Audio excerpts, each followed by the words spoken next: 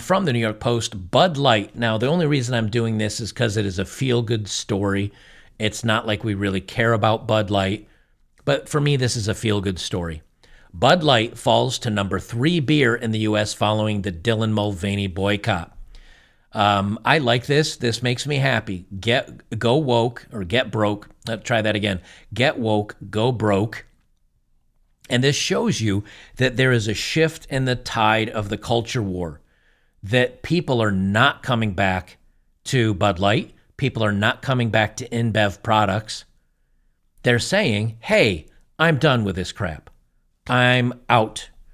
And here we are a year and change after the controversy, and Bud Light slipped from first to second and then second to third. They're still losing. The number 1 right now is Modelo, the Mexican import sold by Constellation Brands. And number 2 now, I believe, is, what did they say? Well, let me read the story. They've got it in here.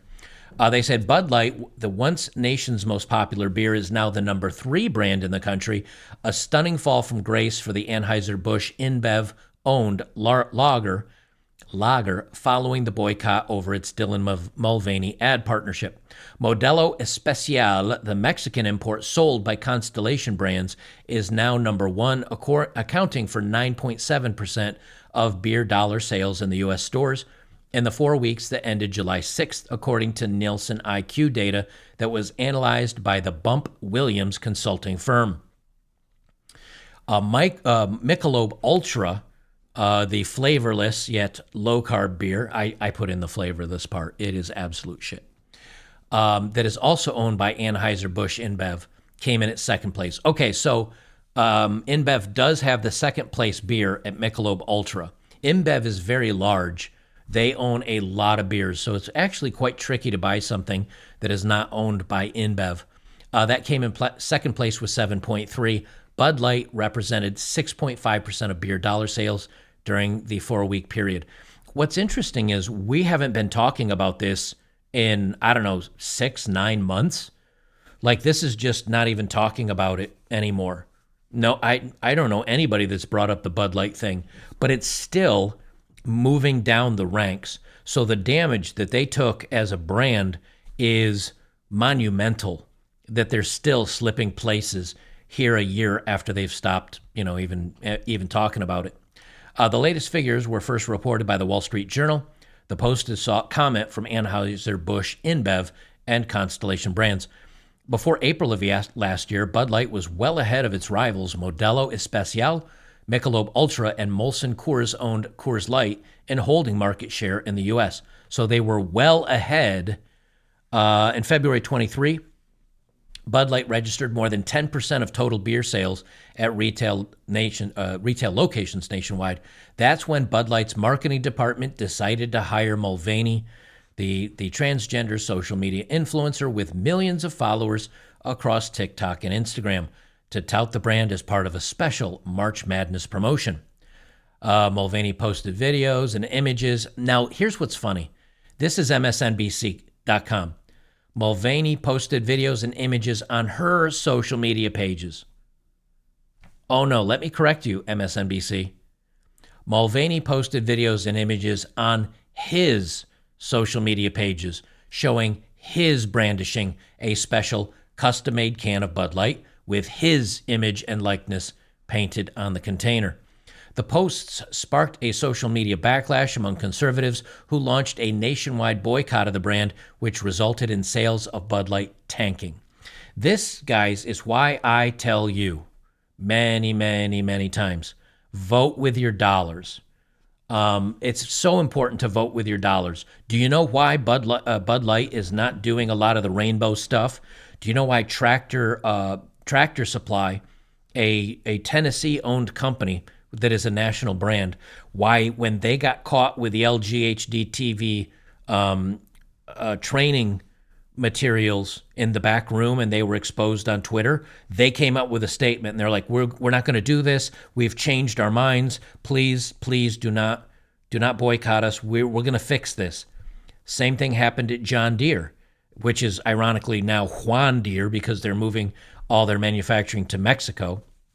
They got caught in the same thing, and they came out with a national statement. No, we're not on board with this. We're going to change our products and our training manuals. Why are they so quick to change the tune when last year and the year before, when brands got called out, they said, we're inclusive and we don't care what you say. We're supportive of all communities and all the blah, blah, blah, blah, blahs. What made the change?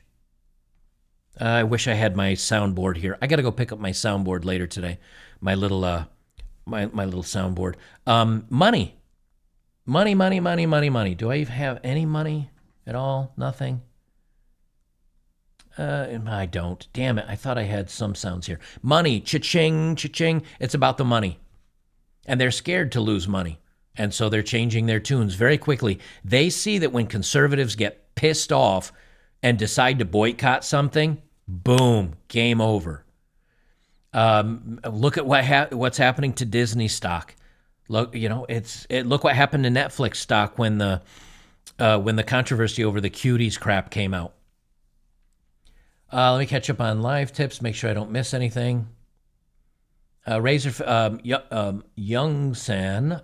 27 said Razorfist said it better. Go broke, get woke, then ultimately croak. Yeah, that's pretty accurate, I would say. They say the drop in sales led to retailers devoting less shelf space to Bud Light, despite the fact that the boycott appeared to have been lifted. No, it's not lifted. Did Kid Rock come out and say, okay, yeah, you can drink Bud Light again? Yes, because he got paid to do so. Did Joe Rogan call it stupid that you're continuing on with the Bud Light thing? Yep. Did Dana White take $100 million from Bud Light to put the Bud Light logo in the middle of the UFC mats? And he said, we can kind of forgive Bud Light. They can be forgiven. We're moving on now. Yes. Did everybody else that didn't get any money from Bud Light, did they decide to forgive Bud Light? No. So ultimately it cost Bud Light to pay off Kid Rock and to pay off Dana White, and it didn't do any good because people are still like, no. And it's going to take a long time before somebody sitting at the local bar sipping on a can of Bud Light without his buddy giving him a hard time, asking him if he's because he's drinking Bud Light. It's going to be a little while until, that goes away. They say former President Donald Trump took to his Truth Social platform earlier this year and defended Bud Light's parent company, saying it wasn't a woke business. Bud Light also entered into a marketing and sponsorship agreement with Ultimate Fighting Champion, the mixed martial arts venue, championship, the mixed martial arts venue, whose fan base is known to be primarily skewed rightward. But sales of the brand have continued to lag, particularly as younger consumers increasingly move away from consumption of alcohol in favor of legalized weed and non-alcoholic beverages. This is kind of something that's funny, and I didn't mention it, but it is true. They always say that people that like Trump or that conservatives are in a cult, right? They're always saying that about conservatives. But then when Donald Trump comes out and says, it's okay to drink Bud Light, everybody, and Dana White of UFC fame comes out and says, it's okay to drink it, and Kid Rock comes out and says, Bud Light's awesome. Everybody else is like, yeah, I don't give a shit what you're saying. I'm not drinking that piss water. It shows you that people have independent thought, and even though they're leaders, the powers that be that control a lot of the conservative voices, and even President Trump coming out and saying it, people are like, yeah, I don't give a shit what you say. Like, I'm not drinking that piss water anymore. Whereas the left, if their people come out and say something, you must be on board or you are shamed and you're not really whatever. You're not on board with the message. So if you want to have an argument about who's really in the cult, this would be a good argument to throw into your repertoire, because it shows that, like, even if Trump comes out and supports it, there's a lot of people who are like, I like Trump, but I'm not drinking that skunk water anymore. DeGay says John Deere was quick because one sale, 500,000 or more. Yeah, those are some big, expensive tractors.